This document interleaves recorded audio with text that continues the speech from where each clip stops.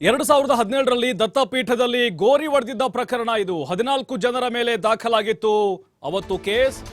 ಈಗ ಮತ್ತೆ ಓಪನ್ ಆಗಿದೆ. ಹಾಗಾದರೆ ಯಾರೆಲ್ಲ ಆರೋಪಿಗಳು, ಈಗ ಎಲ್ಲಿದ್ದಾರೆ, ಏನ್ ಮಾಡ್ತಾ ಇದ್ದಾರೆ, ಅವರ ಹಿನ್ನೆಲೆ ಏನು? ಇದು ದತ್ತಪೀಠದ ಪ್ರಕರಣನೋ ಅಥವಾ ಅದೇ ಸಂದರ್ಭದಲ್ಲಿ ಬೇರೆ ಏನಾದರೂ ಕೇಸ್ಗಳಿದ್ವಾ? ಯಾಕಂದ್ರೆ ನೋಡಿ 92ರಲ್ಲಿ ಅಲ್ಲಿ ರಾಮ ಮಂದಿರ ಹೋರಾಟದ ಸಂದರ್ಭದಲ್ಲಿ ಕೆಲವೊಂದಿಷ್ಟು ಗಲಭೆಗಳು ನಡೆದಿದ್ವು, ಅಂಗಡಿಗಳಿಗೆ ಬೆಂಕಿ ಹಚ್ಚಿದ್ರು, ಕೊಲೆ, ದರೋಡೆ, ಸುಲಿಗೆ ನಡೆದಿದ್ವು. ಅದರ ಲಿಂಕು ಇದಕ್ಕೆ ಲಿಂಕು, ಈ ರೀತಿ ಚರ್ಚೆಗಳಾಗ್ತಿದ್ವಲ್ಲ. ಹಾಗಾಗಿನೇ ಈಗ ಪ್ರಶ್ನೆಗಳು ಈ ರೀತಿ ಉದ್ಭವ ಆಗ್ತಿದಾವೆ. ತುಡುಕೂರು ಮಂಜು, ಶಿವರಾಜ್, ಸಂದೇಶ್, ಹಾಗೆ ಸುಮಂತ್, ನಾಗೇಂದ್ರ ಪೂಜಾರಿ, ಮೋಹನ್, ಅಶೋಕ್, ತೇಜು, ಹಾಗೆ ಶ್ರೀನಾಥ್, ಲೋಕೇಶ್, ಮಹೇಂದ್ರ, ಸಂದೀಪ್, ರಾಮು ಮೇಲಿನ ಕೇಸ್ ಈಗ ಓಪನ್ ಆಗಿದೆ. 8ನೇ ತಾರೀಕು ಕೋರ್ಟ್ಗೆ ಹಾಜರಾಗುವಂತೆ ಈಗ ಸೂಚನೆ ಕೊಡಲಾಗಿದೆ. ಚಿಕ್ಕಮಗಳೂರು ತಾಲೂಕಿನ ದತ್ತಪೀಠದಲ್ಲಿ ನಡೆದಿದ್ದಂತಹ ಘಟನೆ ಇದು. ಯಾಕಂತ ಹೇಳಿದ್ರೆ ಅದು ವಿವಾದಿತ ಪ್ರದೇಶವೇ ಅದು. ಅಲ್ಲಿ ಉರುಸ್ ಮಾಡಲಿಕ್ಕೆ ಮುಸ್ಲಿಂ ಸಮುದಾಯದವರಿಗೆ ಅವಕಾಶ ಇದೆ, ಹಿಂದೂಗಳಿಗೆ ದತ್ತಪೀಠ ದತ್ತಮಾಲೆ ಹಾಕಲಿಕ್ಕೆ ಅವಕಾಶ ಇದೆ. ಅದೇನೋ ಕೋರ್ಟ್ನಲ್ಲಿದೆ, ಬಗೆಹರಿದಿಲ್ಲ. 2017ರಲ್ಲಿ ಒಂದು ಗಲಾಟೆ ನಡೆದಿತ್ತು. ನಾವು ಅಲ್ಲಿರುವಂತಹ ದರ್ಗಾವನ್ನ ಅಥವಾ ಮಸೀದಿಯ ಹೋಲುವಂತಹ ಆಕಾರವನ್ನ ಧ್ವಂಸ ಮಾಡ್ತೀವಿ ಅಂತ ಹಿಂದೂ ಕಾರ್ಯಕರ್ತರು ಹೋಗಿದ್ರು. ಆ ಸಂದರ್ಭದಲ್ಲಿ ಸುಮಾರು 14 ಜನರ ವಿರುದ್ಧ ಆ ಸಂದರ್ಭದಲ್ಲಿ ಕೇಸ್ ದಾಖಲಾಗಿತ್ತು. ಈಗ ಅವ್ರಿಗೆ ನೋಟಿಸ್ ಕೊಟ್ಟಿದ್ದಾರೆ, ಇದೇ 8ನೇ ತಾರೀಕು ಕೋರ್ಟ್ಗೆ ಹಾಜರಾಗಬೇಕು ಅಂತ. ಬಟ್ ನೋಡಿ, ಕಾಂಗ್ರೆಸ್ನವರು ತುತ್ತನ್ನು ಹೋಗಿ ಬಾಯಲ್ಲಿ ಇಡ್ತಾ ಇದ್ದಾರೆ. ಒಂದೊಂದೇ ಕೇಸ್ಗಳು ಇದೆ ಅಲ್ಲ. ಈಗ ನೀವು ಯಾವುದೇ ಕೇಸನ್ನು ಓಪನ್ ಮಾಡಿ, ಈಗ ಅದು ಹಿಂದೂಗಳ ಮೇಲೆ ಯಾವುದೇ ಒಂದು ಕೇಸನ್ನು ಓಪನ್ ಮಾಡಿ, ಅದು ಯಾವುದೇ ಭಾಗದಲ್ಲಾಗಿರ್ಬೋದು. ಅದು 2017 ನೋಡಿ. ಈಗ ಆ ಸಂದರ್ಭದಲ್ಲಿ ದತ್ತಪೀಠ ವಿವಾದ ನಡೆದಿತ್ತು, ಗಲಾಟೆಗಳಾಗಿತ್ತು ಆ ಸಂದರ್ಭದಲ್ಲಿ. ಹಾಗೆಯೇ ಒಂದಕ್ಕೊಂದು ಸಾಮ್ಯತೆಯನ್ನು ಪಡೆದುಕೊಳ್ತಿದ್ದಾವೆ. ಬಿಜೆಪಿ ಏನು ಮಾಡ್ತಾ ಇದ್ದಾರೆ, ರಾಮ ಮಂದಿರ ಉದ್ಘಾಟನೆ ಹತ್ತಿರ ಬರ್ತಿದೆ, ಹಿಂದೂಗಳನ್ನು ಟಾರ್ಗೆಟ್ ಮಾಡಿಕೊಂಡು ಕೇಸನ್ನು ಓಪನ್ ಮಾಡಿ ಅವಮಾನ ಮಾಡ್ತಾ ಇದ್ದಾರೆ. ಇದನ್ನು ಆ ರೀತಿಯಾಗಿ ಬಿಂಬಿಸ್ಕೊಂಡು ಹೋಗ್ತಾ ಇದ್ದಾರೆ ಮತ್ತು ಹೋರಾಟಗಳನ್ನು ಕೂಡ ನಡೆಸ್ತಾ ಇದ್ದಾರೆ. ಬಟ್ ಈಗ ಈ 14 ಜನರ ಮೇಲೆ ಆ ಸಂದರ್ಭದಲ್ಲೇನೋ ಕೇಸ್ಗಳು ದಾಖಲಾಗಿತ್ತು. ಮತ್ತಷ್ಟು ಮಾಹಿತಿ ರಾಜ್ಕುಮಾರ್ ಹೇಳ್ತಾರೆ. ರಾಜ್ಕುಮಾರ್, ಒಂದು ಕಡೆ ರಾಮ ಮಂದಿರ ದಂಗಲ್ ಶುರುವಾಗಿದೆ. ಈಗ 92ರಲ್ಲಿ ಹುಬ್ಬಳ್ಳಿ ನಡೆದಂತಹ ಘಟನೆ ಅದಾದ್ಮೇಲೆ ಮತ್ತೊಂದು ದತ್ತಪೀಠದ ವಿಚಾರ ಸಂದರ್ಭದಲ್ಲಿ ಮತ್ತೆ ಓಪನ್ ಆಗಿದೆ. ಅಂದ್ರೆ ಇದು ಕೂಡ ಅದೇ ಆಯಾಮದಲ್ಲಿ ಸಾಗ್ಬೋದಾ? ರಾಜಕೀಯ ಜಿದ್ದಾಜಿದ್ದಿ, ಧರ್ಮ ದಂಗಲ್ ಶುರುವಾಗ್ಬೋದಾ ಅಂತ? ಈ ಬೆಳವಣಿಗೆ ನೋಡಿದ್ರೆ ಪ್ರಭು ಅದೇ ರೀತಿ ಕಾಣಿಸ್ತಾ ಇದೆ. ಯಾಕಂತ ಹೇಳಿದ್ರೆ ಕಳೆದ 31 ವರ್ಷದ ಬಳಿಕ ಕರಸೇವಕ ಹುಬ್ಬಳ್ಳಿಯ ಶ್ರೀಕಾಂತ್ ಪೂಜಾರಿ ಆ ಪ್ರಕರಣ ರಿಓಪನ್ ಬೆನ್ನಲ್ಲೇ ಈಗ 2017ರಲ್ಲಿ ದತ್ತಪೀಠದಲ್ಲಿ ನಡೆದಿದ್ದಂತಹ ಪ್ರಕರಣ ಈಗ ಮತ್ತೆ ರಿಓಪನ್ ಆಗ್ತಾ ಇರುವಂತದ್ದು. 2017ರಲ್ಲಿ ದತ್ತಪೀಠದಲ್ಲಿ ಪ್ರಕರಣಕ್ಕೆ ಸಂಬಂಧಪಟ್ಟಂತೆ ಒಟ್ಟು ಈಗ 14 ಜನರ ಮೇಲೆ ಹಿಂದೂ ಕಾರ್ಯಕರ್ತರ ಕೇಸ್ಗಳನ್ನ ರಿಓಪನ್ ಮಾಡ್ತಾ ಇರುವಂತದ್ದು. ಬಿಜೆಪಿ ಸರ್ಕಾರ ಇದ್ದಂತಹ ಸಮಯದಲ್ಲಿ 2021ರಲ್ಲಿ ಆಗಿನ ಗೃಹ ಮಂತ್ರಿ ಆಗಿದ್ದಂತಹ ಆರಗ ಜ್ಞಾನೇಂದ್ರ ಅವರು ಈ ಪ್ರಕರಣವನ್ನ ಕ್ಲೋಸ್ ಮಾಡುವಂತ ಕೆಲಸ ಮಾಡಿದ್ರು. ಆದ್ರೆ ಈಗ ಕಾಂಗ್ರೆಸ್ ಸರ್ಕಾರ ಬಂದ ಬೆನ್ನಲ್ಲೇ ಈಗ ದತ್ತಪೀಠದಲ್ಲಿ ಆ ಪ್ರಕರಣಕ್ಕೆ ಸಂಬಂಧಪಟ್ಟಂತೆ ಈಗ 14 ಜನರಿಗೆ ಸಮನ್ಸ್ ಅನ್ನ ನೀಡಿರುವಂತದ್ದು. ಇದೇ ಜನವರಿ 8ರಂದು ಖುದ್ದು 14 ಜನನು ಕೂಡ ಆ ಕೋರ್ಟ್ಗೆ ಹಾಜರಾಗಬೇಕು ಅಂತ ಹೇಳಿರುವಂತದ್ದು. ಪ್ರಮುಖವಾಗಿ ಹಿಂದೂ ಕಾರ್ಯಕರ್ತರಾದಂತಹ ತುಡುಕೂರು ಮಂಜು, ಶಿವರಾಜ್, ಸಂದೇಶ್, ಸುಮಂತ್, ನಾಗೇಂದ್ರ, ಪೂಜಾರಿ, ಮೋಹನ್, ಅಶೋಕ್, ತೇಜು, ಶ್ರೀನಾಥ್, ಲೋಕೇಶ್, ಮಹೇಂದ್ರ, ಸಂದೀಪ್, ರಾಮು ಸೇರಿದಂತೆ ಇನ್ನಿತರಿಗೆ ಈಗ ಸಮನ್ಸ್ ಜಾರಿ ಮಾಡಿರುವಂತದ್ದು. ಈ ಕಾರ್ಯಕರ್ತರಲ್ಲಿ ಆಕ್ರೋಶ ಸಹ ವ್ಯಕ್ತಪಡಿಸ್ತಾ ಇರುವಂತದ್ದು. ಇದು ಸೇಡಿನ ರಾಜಕಾರಣ ಕಾಂಗ್ರೆಸ್ ಮಾಡ್ತಾ ಇದೆ, ಇದು ಒಳ್ಳೆಯ ಬೆಳವಣಿಗೆ ಅಲ್ಲ ಎಂಬ ಮಾತುಗಳನ್ನ ಸಹ ಹೇಳ್ತಾ ಇರುವಂತದ್ದು. ಆದ್ರೆ ಈ ಪ್ರಕರಣ ಮುಂದೆ ಯಾವ ತಿರುವು ಪಡೆಯುತ್ತೆ, ಯಾವ ಹಂತಕ್ಕೆ ಹೋಗುತ್ತೆ ಎಂಬುದನ್ನು ಸಹ ಈಗ ಕಾದ್ ನೋಡ್ಬೇಕಾಗುತ್ತೆ ಪ್ರಭು. ಅಂದ್ರೆ ರಾಜ್ಕುಮಾರ್, ಈಗ 2017ರಲ್ಲಿ ಅಂತ ಘಟನೆ ಏನಾಗಿತ್ತು, ಈ ಗೋರಿ ಹೊಡೆದಂತಹ ಪ್ರಕರಣ, ಅದು ಕೇವಲ ಆ ಜಾಗಕ್ಕೆ ಮಾತ್ರ ಸೀಮಿತ ಆಗಿತ್ತಾ ಅಥವಾ ಚಿಕ್ಕಮಗಳೂರಿನಂಥ ಹೋರಾಟಗಳು ನಡೆದಿತ್ತಾ? ಆ ಸಂದರ್ಭದಲ್ಲಿ ಇವ್ರ ಮೇಲೆ ಅಷ್ಟೇ ಕೇಸ್ಗಳಾಗಿತ್ತಾ? ಉಳಿದಂಥವ್ರನ್ನ ಬಂಧನ ಮತ್ತೆ ಬಿಡುಗಡೆ ಏನಾದ್ರೂ ಆ ಬೆಳವಣಿಗೆ ಹೇಗಿತ್ತು ಅಂತ? ಆ ಸಮಯದಲ್ಲಿ ಏನು ವಿಶ್ವ ಹಿಂದೂ ಪರಿಷತ್ ಹಾಗೂ ಬಜರಂಗ ದಳ ನೇತೃತ್ವದಲ್ಲಿ ನಡೀತಾ ಇದ್ದಂತಹ ದತ್ತ ಜಯಂತಿ ಸಂದರ್ಭದಲ್ಲಿ ಪಾದುಕೆ ದರ್ಶನಕ್ಕಾಗಿ ಸಾವಿರಾರು ಕಾರ್ಯಕರ್ತರು ದತ್ತಪೀಠಕ್ಕೆ ಭೇಟಿ ನೀಡಿರ್ತಾರೆ. ಇಲ್ಲಿ ಅನಧಿಕೃತ ಸ್ಥಳ ಪ್ರವೇಶ ಹಾಗೂ ಗೋರಿಗಳ ಮೇಲೆ ದಾಳಿ, ಈ ರೀತಿ ವಿವಿಧ ಪ್ರಕರಣಕ್ಕೆ ಸಂಬಂಧಪಟ್ಟಂತೆ 14 ಜನರ ಮೇಲೆ ಪ್ರಕರಣ ದಾಖಲಾಗಿತ್ತು. ಈ 14 ಜನರಿಗೆ ಏನು 2021ರಲ್ಲಿ ಬಿಜೆಪಿ ಸರ್ಕಾರ ಇದ್ದಂತ ಸಮಯದಲ್ಲಿ ಎಲ್ಲಾ ಕೇಸ್ಗಳನ್ನ ಏನು ಮುಚ್ಚಿ ಹಾಕುವ ಕೆಲಸವನ್ನು ಸಹ ಹಿಂಪಡೆಯುವ ಕೆಲಸವನ್ನು ಸಹ ಮಾಡಿತ್ತು. ಈಗ ಏಕಾಏಕಿ ಮತ್ತೆ ಈ ಕಾಂಗ್ರೆಸ್ ಸರ್ಕಾರ ಬಂದಾದ ಮೇಲೆ ಈ ಪ್ರಕರಣ ಮತ್ತೆ ಈಗ ಓಪನ್ ಆಗ್ತಾ ಇರುವಂತದ್ದು. ಇದೇ ತಿಂಗಳು ಏನು 8ರಂದು 14 ಜನರು ಕೂಡ ಕೋರ್ಟಿಗೆ ಹಾಜರಾಗಬೇಕು, ಇದ್ರ ಬಗ್ಗೆ ಹೇಳಿಕೆಯನ್ನ ಕೊಡಬೇಕು ಎಂಬ ಈಗ ನೋಟಿಸ್ ಜಾರಿಯಾಗಿರುವಂತದ್ದು. ಪ್ರಭು ರಾಜ್ಕುಮಾರ್, ನೋಡ್ತಾ ಇದ್ದೀವಿ ಒಂದು ಕಡೆ ಆ ಹುಬ್ಳಿ ಕೇಸು, ಈ ಕಡೆ ಚಿಕ್ಕಮಗಳೂರು ಕೇಸು, ಇವೆಲ್ಲ ನೋಡ್ತಾ ಇದ್ರೆ ಈ ಟೈಮ್ನಲ್ಲೇ ರಾಮ ಮಂದಿರ ಉದ್ಘಾಟನೆ ಸಮಯದಲ್ಲೇ ರಿಓಪನ್ ಆಗ್ತಾ ಇರೋದು ಒಂದು ರೀತಿ ತಾವಾಗಿ ಹೋಗಿ ಅಸ್ತ್ರ ಕೊಟ್ಟಂಗೆ ಆಗ್ತಾ ಇದೆ ಕಾಂಗ್ರೆಸ್ನವ್ರಿಗೆ ಅಂತ.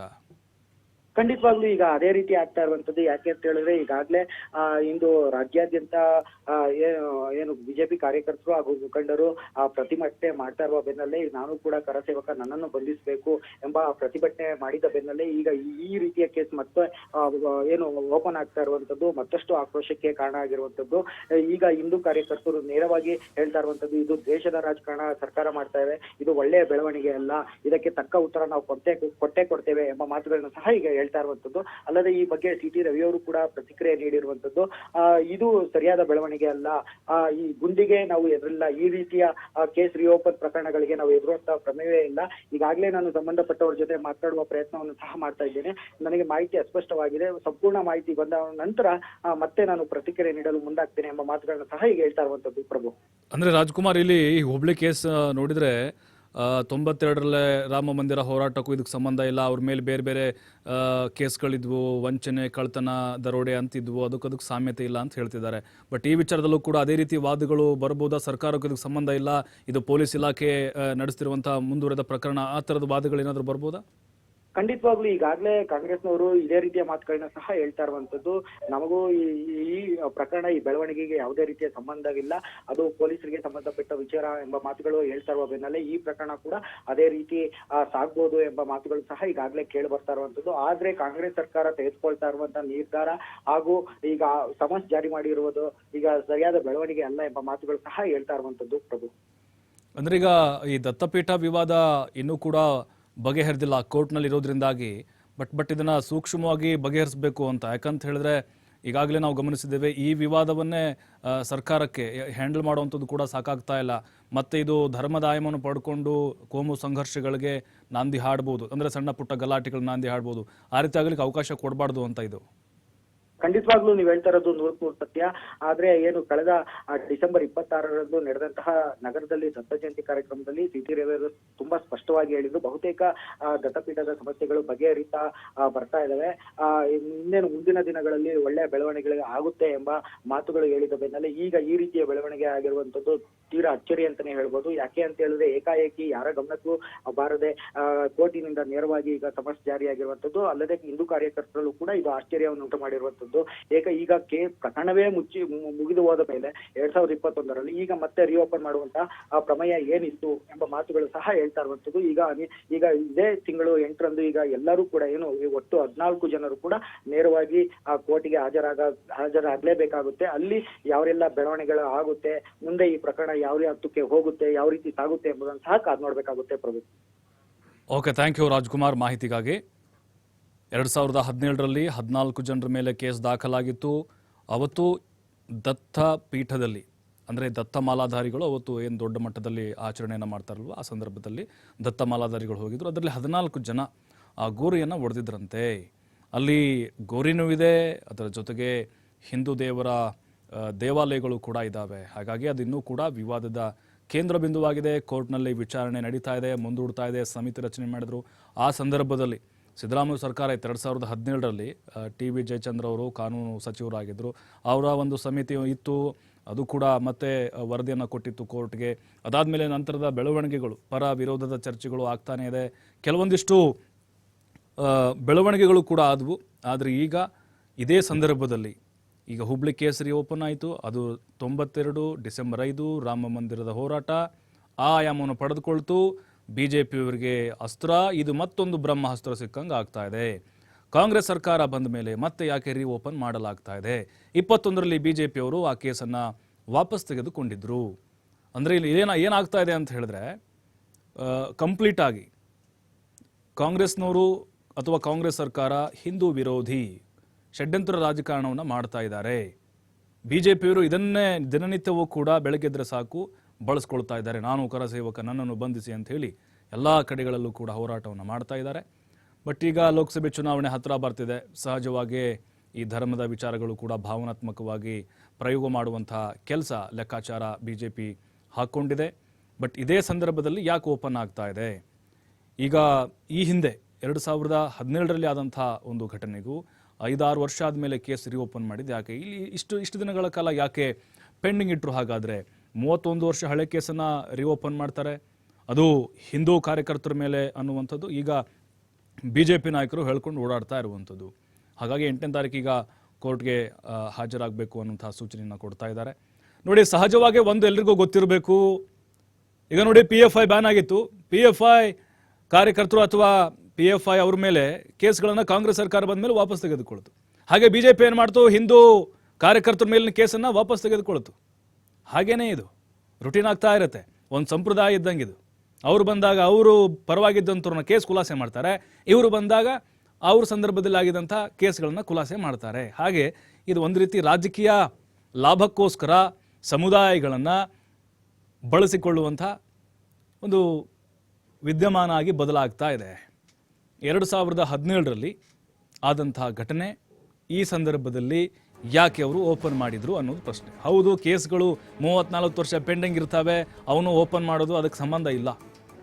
40 ವರ್ಷ ಆದಮೇಲೂ ಕೂಡ ಆ ಕೇಸನ್ನು ಮತ್ತೆ ರಿಓಪನ್ ಮಾಡಿ ಅದರ ತನಿಖೆಯನ್ನು ಮಾಡಿದ್ದು ಉದಾಹರಣೆಗಳು ನಮ್ಮಲ್ಲಿ ಬಹಳ ಸಿಗ್ತವೆ. ಕಾನೂನಾತ್ಮಕವಾಗಿ ಅದಕ್ಕೆ ಅವಕಾಶ ಇದೆ.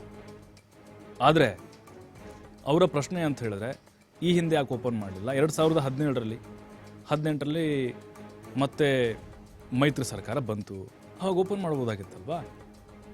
BJP ಸರ್ಕಾರ ಇತ್ತು, ಬಿಡಿ 4 ವರ್ಷ ಇತ್ತು, ಆ ಸಂದರ್ಭದಲ್ಲಿ ಓಪನ್ ಮಾಡೋಕ್ಕಾಗಲಿಲ್ಲ ಅವರು ಕಾರ್ಯಕರ್ತರು ಅಂತ ಕಾರಣಕ್ಕೆ.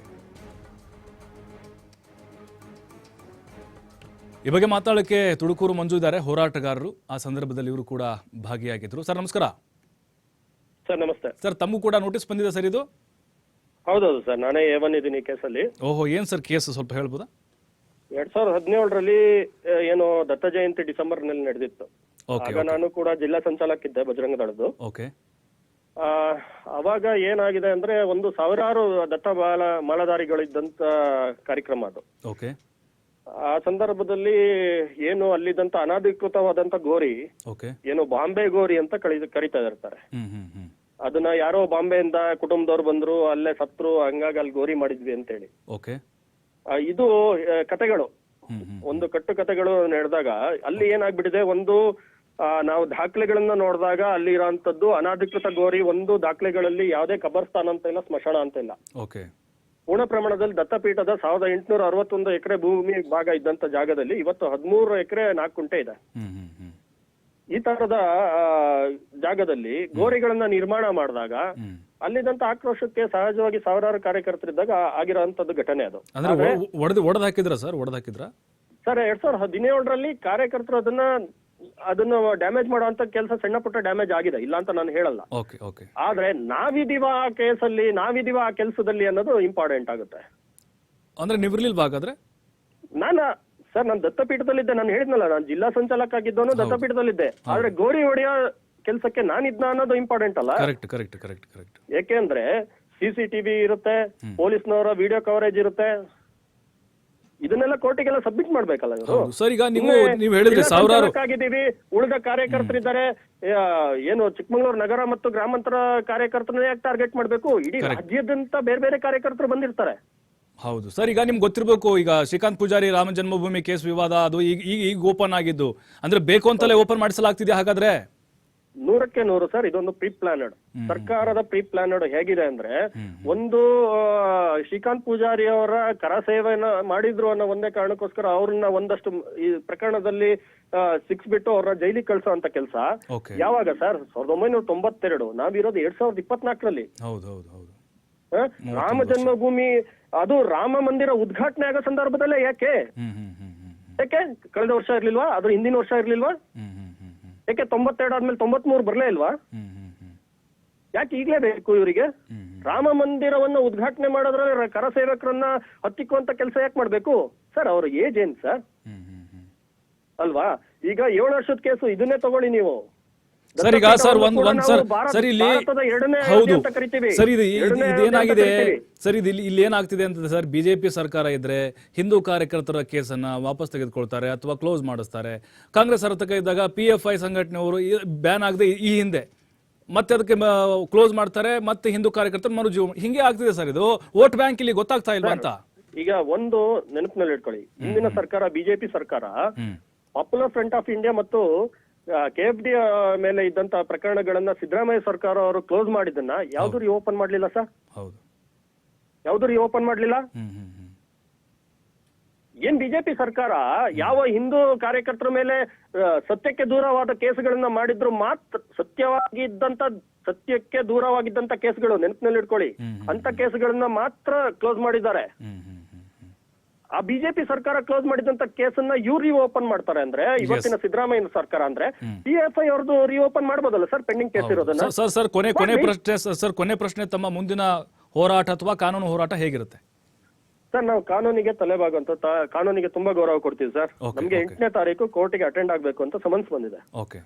ನಾವು 14 ಜನನು ಕೂಡ ಕೋರ್ಟಿಗೆ ಅಟೆಂಡ್ ಆಗ್ತೀವಿ. Yes sir, thank you Raju ಮಂಜೂರೇ ಮಾತಾಡಿದ್ದಕ್ಕೆ. ಇವರು ಕೂಡ ಆ ಸಂದರ್ಭದಲ್ಲಿ ಸಂಚಾಲಕರಾಗಿ ಕೆಲಸವನ್ನು ಮಾಡ್ತಾ ಇದ್ರು. ಆ ಸಂದರ್ಭದಲ್ಲಿ ನಾ ಇಲ್ವಾ ಅದನ್ಯಾವುದೂ ನೋಡಲಿಲ್ಲ, ಕೇಸ್ ಹಾಕಿದ್ದಾರೆ, ನಮಗೆ ಸಮನ್ಸ್ ಬಂದಿದೆ, ನಾವು ವಿಚಾರಣೆಗೆ ಹಾಜರಾಗ್ತೀವಿ, ಕಾನೂನಾತ್ಮಕವಾಗಿ ನಾವು ಹೋರಾಟವನ್ನು ಮಾಡ್ತೀವಿ ಅಂತ ಹೇಳಿದ್ದಾರೆ. ಸಾವಿರಾರು ಸಂಖ್ಯೆಯಲ್ಲಿ ಅವತ್ತು ಕಾರ್ಯಕರ್ತರು ಜಮಾವಣೆಯಾಗಿದ್ದರು. ನೀವು ದೃಶ್ಯಗಳಲ್ಲಿ ನೋಡ್ತಾ ಇದ್ದೀರಿ ನೋಡಿ, ಅದು 2017ರಲ್ಲಿ ನಡೆದಂತಹ ಘಟನೆ ಇದು ನೋಡಿ. ಸಾವಿರಾರು ಸಂಖ್ಯೆಯಲ್ಲಿ ದತ್ತ ಮಾಲಾಧಾರಿಗಳಿದ್ದಾರೆ, ಭಗವಾ ಧ್ವಜರು ಹಿಡ್ಕೊಂಡಿದ್ದಾರೆ, ಘೋಷಣೆ ಕೂಗ್ತಿದ್ದಾರೆ, ಪೊಲೀಸರು ಅವ್ರನ್ನ ತಡೆಯುವಂಥ ಪ್ರಯತ್ನ ಮಾಡ್ತಾ ಇದ್ದಾರೆ. ಆ ಗೋರಿ ಹೊಡೆಯುವಂಥ ದೃಶ್ಯಾವಳಿಗಳಿದು. ಇದೇ ದೃಶ್ಯಾವಳಿಗಳು ಆ ಸಂದರ್ಭದಲ್ಲಿ ಸಿಕ್ಕಾಪಟ್ಟೆ, ಅಂದರೆ ಪೊಲೀಸರಿಗೂ ಕೂಡ ತಲೆನೋವಾಗಿತ್ತು ಈ ಒಂದು ಪ್ರಕರಣ. ಅಲ್ಲಿ ಗೋರಿದ ನೋಡಿ ಕಾಣ್ತಾ ಇದೆ, ಕ್ಲಿಯರಾಗಿ ಕಾಣಿಸ್ತಾ ಇದೆ. ಬಟ್ ಈಗ ಇದು ಕೂಡ ರಾಜಕೀಯ ಬಣ್ಣವನ್ನು ಪಡೆದುಕೊಂಡಿದೆ, ಧಾರ್ಮಿಕ ಬಣ್ಣವನ್ನು ಪಡೆದುಕೊಂಡು ಮತ್ತೆ ಕೆಸರ ಚಾಟ ಶುರುವಾಗುತ್ತೆ. ಮತ್ತು ಹೊಸ ಅಧ್ಯಾಯ ಈಗ ರಾಮ ಮಂದಿರ ಶುರುವಾಗಿದೆ, ಮತ್ತೊಂದು ದತ್ತಪೀಠದ ಅಧ್ಯಾಯ ಈಗ ಶುರುವಾಗ್ತಾ ಇದೆ.